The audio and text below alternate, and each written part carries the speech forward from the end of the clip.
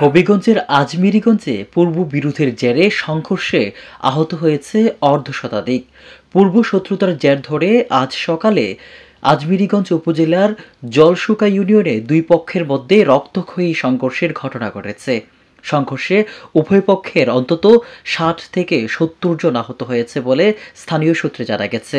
আহতদের উপজেলা স্বাস্থ্য কমপ্লেক্সে পাঠানো হয়েছে। এরই মধ্যে কয়েকজনের অবস্থা আশঙ্কাজনক হওয়ায় তাদের সদর হাসপাতালে প্রেরণ করা হয়েছে।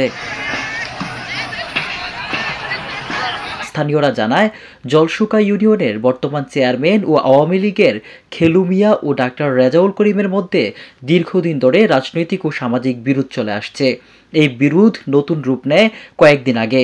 অভিযোগ রয়েছে যে গত ১২ই মে খেলু মিয়ার লোকজন ডাক্তার রেজাউল করিম বাসায় যাওয়ার পথে আটকিয়ে ডাক্তার রেজাউল করিমকে মারধর করে গুরুতর আহত করেন এবং তার পরিপ্রেক্ষিতে ডাক্তার রেজাউল করিম বাদী আজমিরীগঞ্জ থানায় মামলা করেন। মামলা দায়ের করার প্রতিশোধ নিতে আজ সকালে খেলু মিয়ারপন্থী লোকজন ডাক্তার রেজাউল করিমের লোকদের ডেকে মারামারি করার প্রস্তাব দেয় ও লোকজনের উপর হামলা চালায়, যা মুহূর্তেই রক্তক্ষয়ী সংঘর্ষের রূপ নেয় ও বাড়িঘর লুটপাট করা হয়।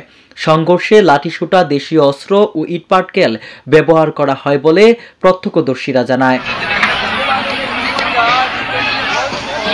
সংঘর্ষের খবর পেয়ে আজমিরীগঞ্জ থানা পুলিশ ঘটনাস্থলে পৌঁছে পরিস্থিতি নিয়ন্ত্রণে আনে। পুলিশ বর্তমানে এলাকায় অতিরিক্ত নিরাপত্তা জোরদার করছে এবং যে কোনো ধরনের বিশৃঙ্খলা এড়াতে টহল দিচ্ছে।